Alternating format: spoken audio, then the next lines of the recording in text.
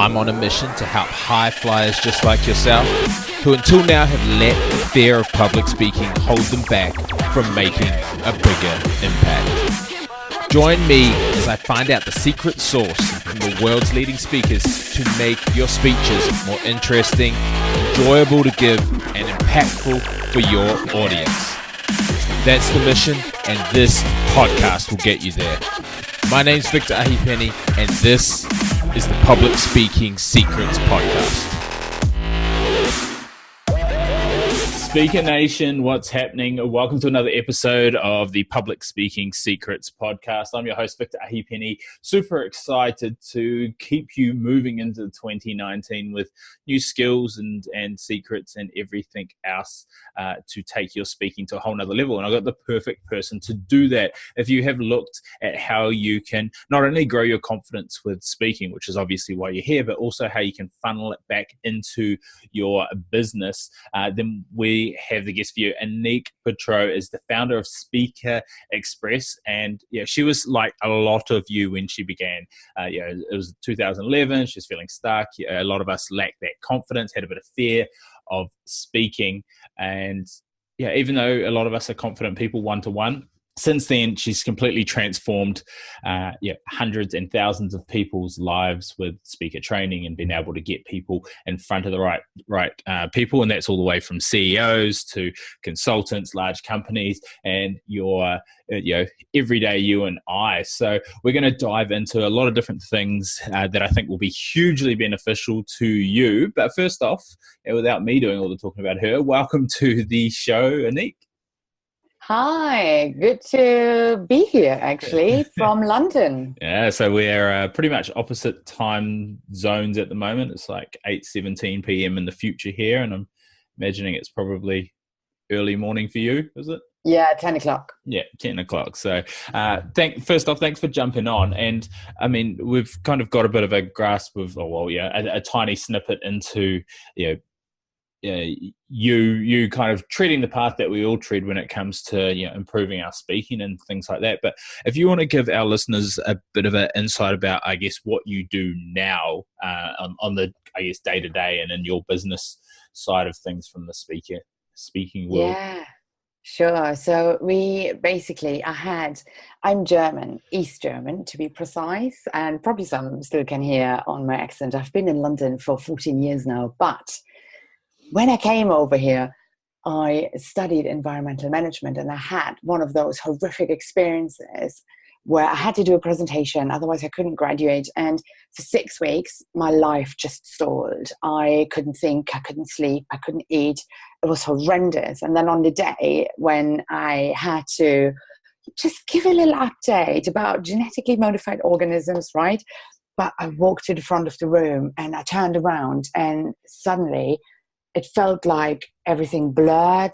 The room disappeared. It started to spin. My hands started to sweat and my knees were shaking. I was like, what the hell is that? And that was one of those moments where I said to myself, the German and control freak in me, better actually, was talking. It was like, there's no way you ever let that happen to you again. It was just horrendous. And I wanted to be in control of what's happening in my mind and obviously, to my body as well. And then I started doing what we're doing really good now. But in 2011, it wasn't that good. And, I think one of the first tips on that note, I always say to people, to start before you think you're ready. And it's really, really, really important. And in 2013, I agreed to do a TEDx. And again, it wasn't, even now, sometimes when I watch it back, I'm like, oh my God, it makes me cringe. I can't believe I was talking about that, And now we help a lot of entrepreneurs to use speaking for business growth. And obviously, one thing that's really close to our heart is working with people who don't sell nuclear weapons, because speaking is such a superpower and it can really transform the world if it's used for good. And, most businesses we work with, not most, all of them, they're all amazing people, and they want to leave a positive impact on this planet. That's awesome. And I mean, that is one of the big things. And I want to delve into that is, I'm on the same wavelength as you and your business partner and previous guest Elliot. We've seen the power of public speaking. I spoke to someone the other day who were having a chat about where he wanted to go with the speaking, and he said the single most important skill that I have developed is the ability to speak. He works in the corporate world. He was working for a radio industry at like 21 years old, and no one wanted to go and give these presentations when the CEO was away. And he said, yep, I'll do it. Put his hand up, and then became indispensable to the company. And when they were looking to give different people promotions, they were saying, well, this guy is doing so much growth, and he was promoted over people who were probably higher up than him. And ever since then, he's always put his hand up. And he said, when he first started, good was good enough. He said he was nowhere near, if the CEO was a 10, he was a 3. But he said over time, and with different skills that he's implemented, he's become a lot better. From your side of things, I mean, that's obviously one awesome example, I think, for people in the corporate world. You work with a lot of business owners and entrepreneurs and companies. How do you see, or what would you say one or two of the biggest advantages of becoming a confident speaker within with the opportunities that it can create, that superpower? Totally. So what we have found over time, and the better you get at that, to sell yourself and to have this amazing ability to get yourself gigs in front of bigger groups, it has a direct correlation to your bank account. You will see that it really helps generating leads and just getting more people to buy a product or to buy into your services, because they have an experience with you there and then, right? If you just think about, even if it's only a small crowd, right? You speak for 30 minutes in front of 20 people. Like, how long would it take you to reach those people one-on-one, right? Mm. So it's not only the positive correlation to your bank account, but also the time it saves you, and that will really help you scaling your business. Yeah, it's I love that point of the partly the leverage. The people who I was talking to someone the other day who's got 40 meetings a week with different people. If you can have one meeting with 40 people, you're leveraging your time, and you're going to better qualify people, and they're going to be able to build that know, like, and trust. But I think one of the other really cool things is the authority or expert tag that you get from being in front of people, like which is absolutely awesome for if you're in the crowd, you're looking up to the person who's on stage. If you're the person on stage, people are already looking up to you, and you've built some level of credibility and trust. So with that, when you're training people, what are, I guess, some of the biggest mistakes you see with businesses, organizations, and the entrepreneurs that you work with that they're commonly doing when they are presenting from stage, the ones that are actually putting themselves outside that comfort zone before they've kind of got things fine-tuned? What are some of the big mistakes that are costing them when they're up there? Let me have a think. So one of the things I've been guilty of when I started, I was like, oh, I can just wing it. Like, I want to be authentic. I want to speak from the heart. And then you start rambling, you start waffling. And I was like, where am I? In your head, you go like, where am I actually going with that? But if you have a good, solid structure, that structure will give you a lot of freedom, because within that you can experiment. So one thing I did really badly a couple of years ago, I was hired to work with a bunch of barristers. And before, I normally would always work with different businesses and entrepreneurs. And then when I stood in front of those guys, I'm like, oh, I don't actually have any case studies or examples that relate directly to them. Mm. I could have really done a lot of research. So finding ways to make it practically more understandable for your audience is really, really, really important. And what I still see now, and it just really breaks my heart, like the first 30 seconds, they're so crucial. And I still see too many people walking up on that stage and they start with, oh, thank you, organizer, for having me, or, thank you for being here on such a sunny day, in this room locked up with me. It's like, no one really cares, before they fully understand that you are able to solve their problem, your sobby story about thanking everyone and being so grateful is Yeah. really irrelevant. And you can do this offline, right? Especially with the organizer, and you're just wasting precious time to build a deeper connection with your audience. Yeah, I 100% agree. I mean, it's people that the other thing they do is they come out and they go, "Hi, I'm Victor, and today I'm going to be talking to you about," and it's like, people don't care about you until you've proved that you can solve a problem, and that Totally. you've got the ability to it, and they don't care what you're going to talk about. They care about what you're talking about when you're talking about it. Like, yeah, they don't need a wedding reception. We're doing this and then this and then this. Like, you need to captivate them in that first 30 seconds to build your authority, to know that, so they know that they're in the right place. And yeah, I agree. It's like, thanking people, thank them by giving an awesome presentation. I think, but what also is really crucial, if it feels authentic to you, that you maybe have a funny story, how you met the organizer, or something that fits in and then will seamlessly lead into your content, then by all means, that's a good story to share.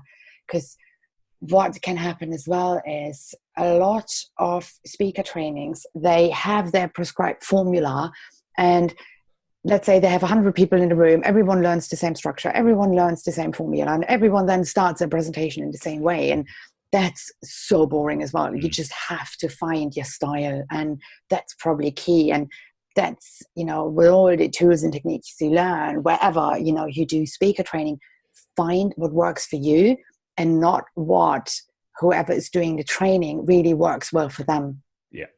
Yeah, I agree, and it's actually a really good point, because I mean, there's a really funny video of how to give a keynote presentation or how to give a TEDx talk or something, and it's a satire video where it's like, and I'm an influencer, and here's a big picture of the earth, and here's a little picture, and insert story, laugh, pause for laughter, walk across, and it's basically saying, here's the dissection of how everybody gets up and gives these speeches. But on that point of the organizer, I one of my students I helped, Josh, he was talking, he does marketing, and he was talking to dental clinic owners at a paid event, and it was his first time speaking, and same sort of thing. Like, he was going to start off with the thank you, blah blah blah, and instead we got it to a point that he just shared an email on the screen from the event organizer, which this was super cool, because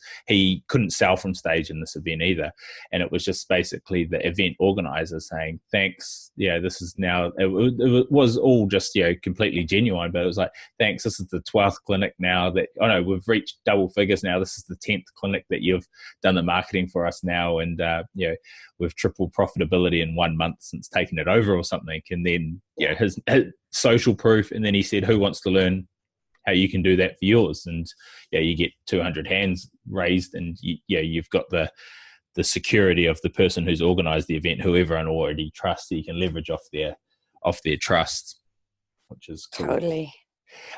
With what you kind of work with people in regards to, I guess, getting it into using it for their business growth, what kind of strategies do you teach or do you recommend in regards to finding that line between speaking events that they can sell at, speaking events that they do for exposure, or speaking events that they get paid for? I know everyone's kind of got their own different one. Which one do you tend to go down, or is there no kind of set strategy for no cookie cutter approach? Well, it really depends on who your target audience is and what type of people you have to get in front of. We basically have found there are 6 different elements. First of all, that they have a really big relevance to how you build your business model, right? You obviously have to have confidence. You have to be really good at communicating your brand message. You also have to create a solid keynote or signature talk, we sometimes call it here. From then, when you have that together, you need to get an understanding how to get booked, how to sell or pitch, and most importantly, how to build your profile by ending up on the right stages. Mm. So when I started out, I didn't know any of that. And I was just kind of, throwing stuff at everything. And it works. And it helps to really refine yourself better. So I always recommend people when they're starting, just start with storytelling events. I don't know how it is in Brisbane, but I have found here in London, if you would want to speak and you have the time to source the gigs, you could speak 24 hours a day, 7 days a week. There are so many events, constantly new events are popping up. And the better you are, let's say you started a number of free storytelling events, you will make more connections at, first of all, every event you attend. You will refine your understanding of your content, of your material, what lands and what works. And from there, you can then build to maybe, start looking into the paid gigs. But I'm happy to speak for a really low fee, because I know when we sell people into our 3 or 6 months programs, that's where the money is. And I'd rather be able to do a short little pitch at the end and say, hey, we have this one day. If that feels right, come join us, instead of, being paid £1,500 or, $3,000 and then not being able to actually plug what you do. Yeah. And I mean, that's the thing. I say that it's the same. I think it's the same in any city, obviously, depending on population in regards to getting those free or low hanging fruit. Is like, jump on meetup.com and type in your niche that you meetups. I'm sure it's big over there, but it's big in Australia. Type it in. If you're a Facebook ads marketer, or if you're a health and lifestyles person, type in your interest and see what events there are, and reach out to people. And like you say, there'll be people who, if you build that rapport and have some structure to it, there's going to be the people who are going to want to sign up. And again, you get leverage. It's easier than having 20 one-on-one phone calls when you can have 20 people there, getting to meet you and know you and like you and trust you, and and then get them into those 3 and 6 month programs that you've hopefully got in place, which is super important. Definitely. And over here we have a lot of local chambers of commerce. I'm sure you have business events that not necessarily would set themselves up on Meetup, so follow your competition in the world of commerce. I don't really, there's enough work for everyone out there, but follow people who do similar things to you, see where they speak. Like, we are very collaborative over here, and I always share connections and gigs with other people as well. So that's really a good thing to start with too. Yeah. And I mean, you'll level up. And so there's going to be people that in the same industry, and then you can connect them. And it goes in a very cyclic fashion, that opportunities will arise that you won't be able to take and someone else will, and things like that. When it comes to, just to give people, I guess, a bit of an insight, say an event. So we've got someone who knows how to sell from stage, because a lot of event organizers will make sure that you can do it. What would that, over say in the UK and Europe, and I'm sure it's pretty similar worldwide, what would it look like, say if you were to go to an event, you're speaking for free or fairly cheap, and you're able to sell from stage, what kind of cuts would you get, say, versus the event organizer, and how does that all kind of look for people looking to go down that avenue of the free or very low entry bigger events? It really depends on what you negotiate. So, for example, someone recently approached us and they wanted us to pay £1,500 for the privilege, like to be there, obviously, but they would do the marketing. It's if you're good with that, they would fill the room, they would have 200 people there, and then they would take a 15% cut on whatever you're upselling to. And it just really depends. Obviously, like the big ones, I'm not going to name drop here anyone.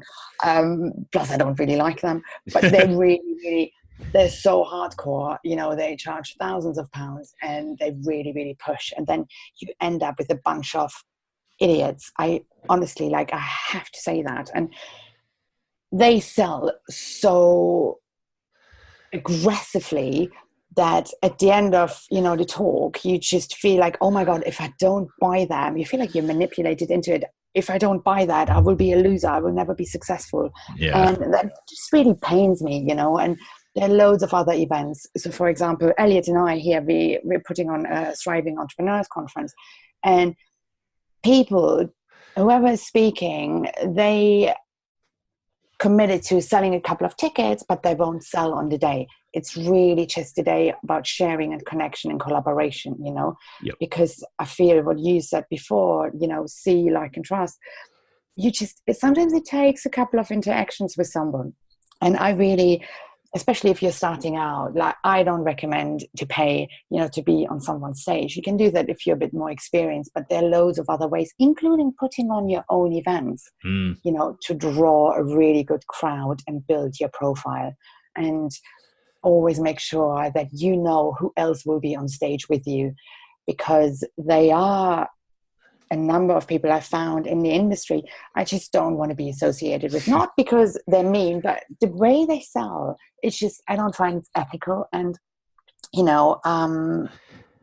it's just, I'd rather stay away from it. And I'd rather close slower, but sustainable and in a really, really, really authentic way. And you create what you attract. I know that sounds kind of woo-woo to some people, but it's, if you're selling what somewhat unethically, or you're trying to push the parcel, you're going to attract either high refund people, high maintenance people, or people who are going to go out and represent what you've taught them in a really shoddy way. And I think it's you've said it before, there's enough work for everybody. So coming from that place of abundance, where the deal of the century comes around every other week, rather than, if I don't speak at this event because either cash flow's low, or I need the exposure and this will be so great for me. If you know that, hey, this doesn't align with what I'm doing, even though it might be a great opportunity for someone else, walk away from it, and just know that there's another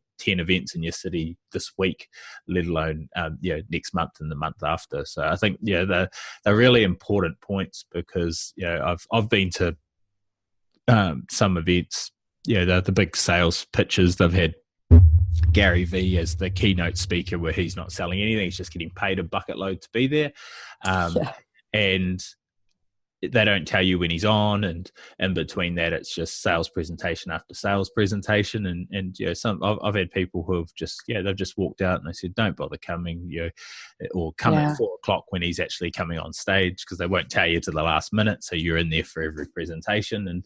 And people get turned off the brand, and it generates money and it works, but there's churn and burn. They have to spend twice as much to get people back the next year to the event, because everyone says, well, that was crap, I'm not going. So it's not that sustainable, healthy tribe that I think we all want to build and grow towards. With regards to, I guess, building or running your own events, because I think that's another thing a lot of the listeners out there really want to do this year, next year, over the coming months. What are some of the biggest tips you could give to people who are looking to get started? Like one or two things that you've kind of found critical or found very beneficial in regards to running your own events. It's really about building a pool of raving fans, like people who really, really, really love what you do, and they will just share your event no matter what. And, give yourself enough time that you can, lead up to an event. Saying that, what we have found here in London, there are a lot of last minute people. So even if you only give yourself 6 weeks for like a smaller event, that's still enough time to get some people do it. And be fine if at the beginning only 5, 6 to 12 people turn up, and be consistent with it. It's, if you only put on an event every now and then, and you don't really have like a strong, let's say, Facebook group where you keep people engaged in between, then that's really difficult. But I have just one of my friends, she started running events last year, and she does a lot of push on social media. Find what you're good at.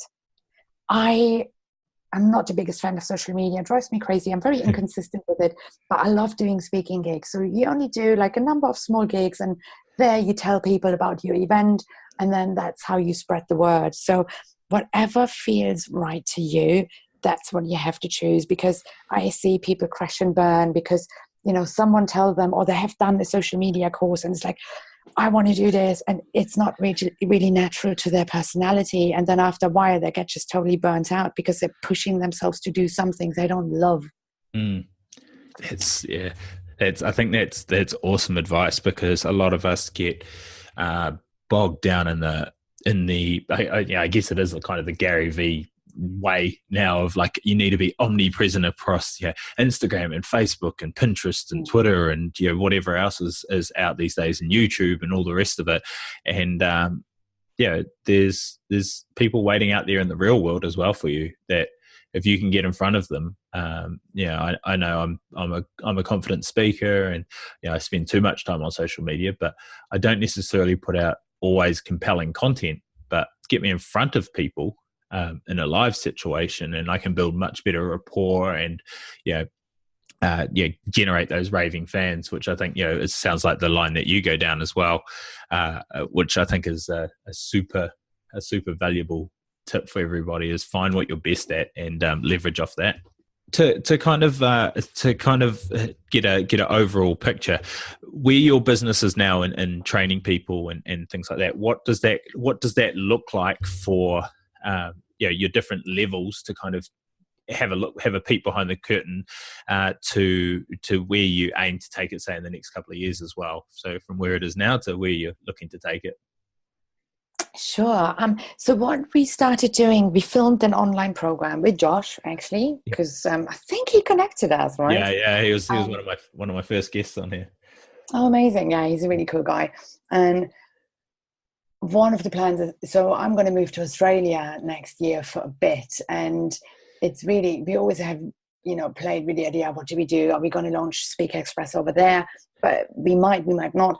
It's really finding a place as well where we can shift and have people to have an experience with us online. That's really, really important. But what we have found is sometimes, even if people go on our YouTube channel and they watch videos and they learn stuff, and I have seen some really experienced business owners and business people who have in business for 15 years, right?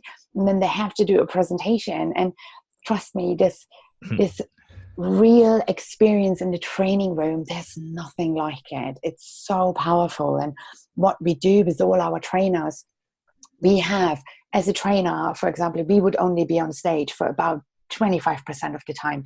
The rest would be facilitated, and it would be interactive.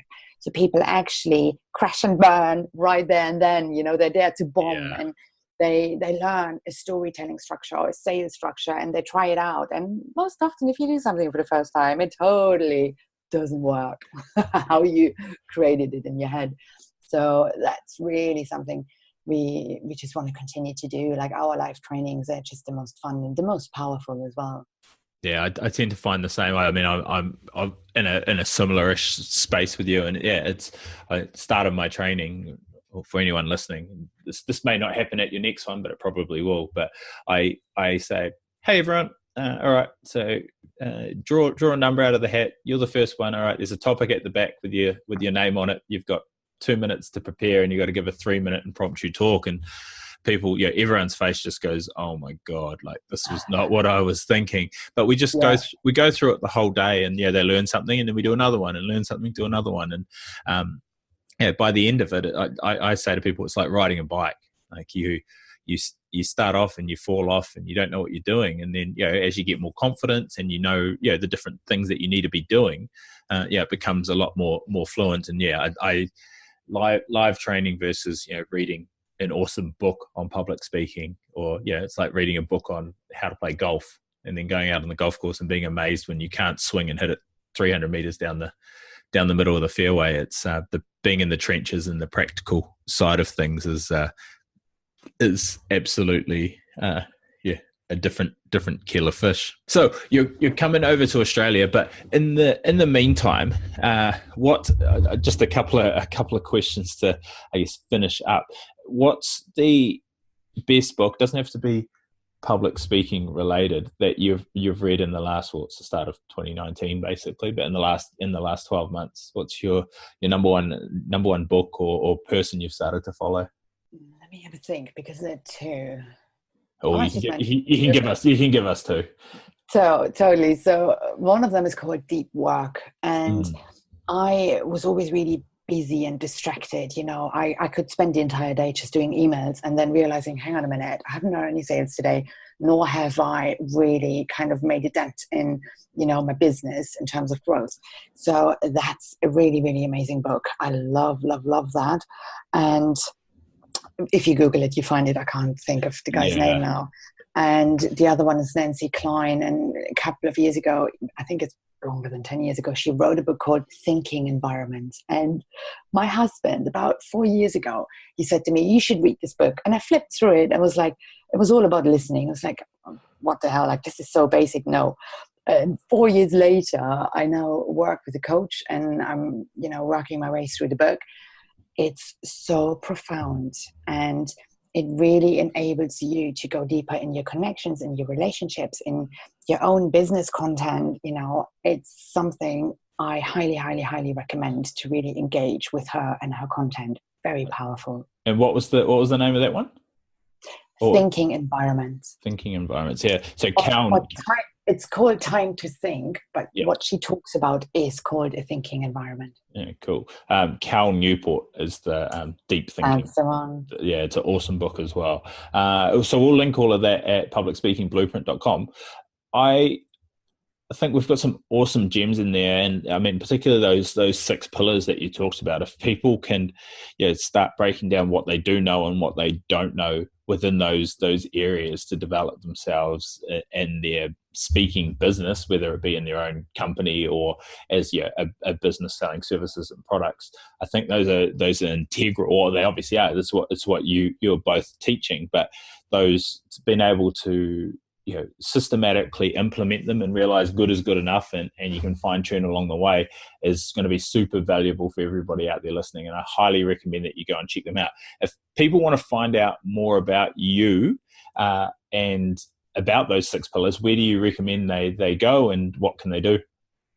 So we have a group on Facebook with a couple of thousand people in there. And if you just stalk us on social media, it's Speaker Express. And we have a YouTube channel as well. The YouTube channel is called Speaker Express London Limited. And I'd say, even if you just want to get in touch, with me, we have just launched an online program that gives you like a flavor of the 6 elements I was talking about earlier, the confidence, the signature talk, and, the sales and the pitch. All those we have put in a little online program with short videos and some action steps. And that's really, really, really a great way to start to dive deeper into the world of speaking. Brilliant. Well, we will link all of that at publicspeakingblueprint.com. We've got all the links to be able to find that group and also jump into that training. I just want to thank you so much and welcome you to our Speaker Nation family. You're part of it, and you're helping everybody, and you're helping my goal of making talks less boring to give, less boring to listen to, and more exciting to give. So thank you so much for that. And I look forward to catching you when you're in Sydney, and we can speak all things public speaking, and hopefully a few other things when you're on this side of the world. Awesome. All the best. And make sure, first thing I said, start before you think you're ready. Do some of those bad speeches, and trust me, it will get better every time. Brilliant. Well, thank you so much. And do that, Speaker Nation. That's your challenge for the week. And we'll talk to you all next week. If you want to fast track your confidence and impact with public speaking, then be sure to jump over to publicspeakingblueprint.com, where there's an array of free resources to help you no matter where you are on your journey to becoming a more powerful speaker. And while you're at it, jump over to Facebook and join our free community called Speaker Nation, where there's a ton of other like-minded individuals just like yourself looking to level up. Thanks for listening, and be sure to subscribe so you don't miss next week's episode.